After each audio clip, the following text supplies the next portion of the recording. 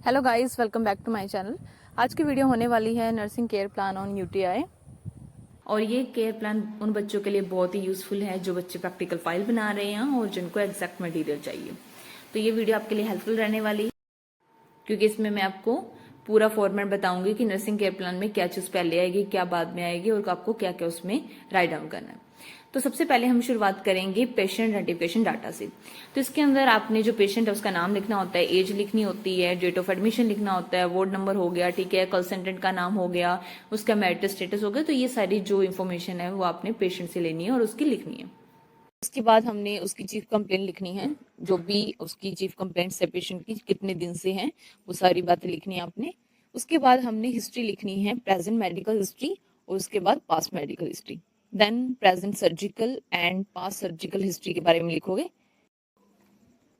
उसके बाद आप फैमिली हिस्ट्री के बारे में लिखोगे और फैमिली ट्री बनाओगे, जो भी उनके फैमिली मेंबर हैं उनके बारे में बताओगे।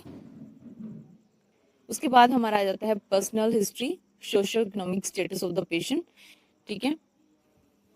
देन हमारा आ जाता है फिजिकल एग्जामिनेशन। इसके अंदर आपने वाइटल साइन, उसकी जनरल अपीयरेंस क्या है, हेड टू टो एग्जामिनेशन बताना होता है, इसके बारे में, ईयर्स के बारे में, ठीक है, और बॉडी के बारे में। ये सारी चीज़ें आपने इसके अंदर कवर अप करनी होती हैं। नेक्स्ट आ गया आपका एब्डोमेन के बारे में हो गया, एक्सट्रीमिटीज़ के बारे में हो गया, जेंटो यूनिट ट्रैक के बारे में, माउथ फेरिक्स, हेड और नेक हो गया, चेस्ट के बारे में, न्यूरोलॉजिकल टेस्ट, ठीक है, इन सभी के बारे में आपने बताया।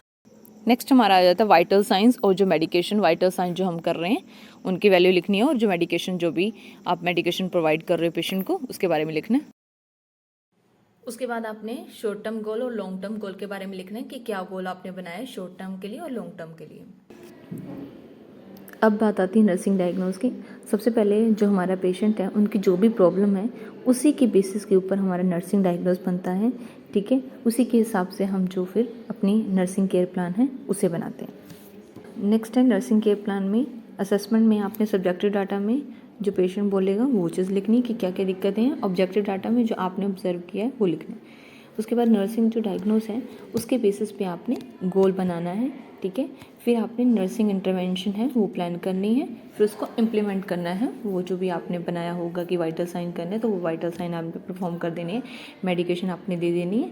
उसके बाद इवैल्यूएशन कि कितनी इम्प्रूवमेंट आई है, जितनी भी अभी तक आपने इंटरवेंशन दी, इम्प्लीमेंटेशन किया, उसका क्या जो बेनिफिट है वो पेशेंट को मिला है, वो इवैल्यूएशन के अंदर आपने राइट डाउन करना है, ठीक है।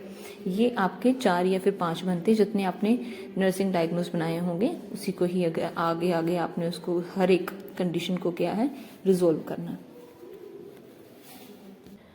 अब आता है हमारा हेल्थ एजुकेशन। इसमें जो पेशेंट की कंडीशन है, जो डिसीज़ है, उसी के अकॉर्डिंग हम पेशेंट को उसकी डाइट के बारे में, ठीक है, और उसके एक्सरसाइज के बारे में बताएंगे। पेशेंट को बोलेंगे कि वो पर्सनल हाइजीन मेंटेन रखे, ठीक है, और जो भी चीज़ें अवॉइड करनी है उस चीज़ के बारे में पेशेंट को अवॉइड करना है, ठीक है। तो ये सभी सारी चीज़ें आएंगी। उसके बाद समरी में जितनी भी अब तक आपने आइडेंटिफिकेशन से लेकर हेल्थ एजुकेशन की है उस सभी के बारे में यहाँ पर बताना है कि क्या क्या आपने जो पेशेंट के बारे में बताया है, ठीक है। लास्ट कंक्लूजन के अंदर आपने पेशेंट की कंडीशन के बारे में समरी देनी है कि आपने क्या क्या चीज़ें उसको प्रोवाइड की, वाइटल साइन किए, मेडिकेशन दी, ठीक है।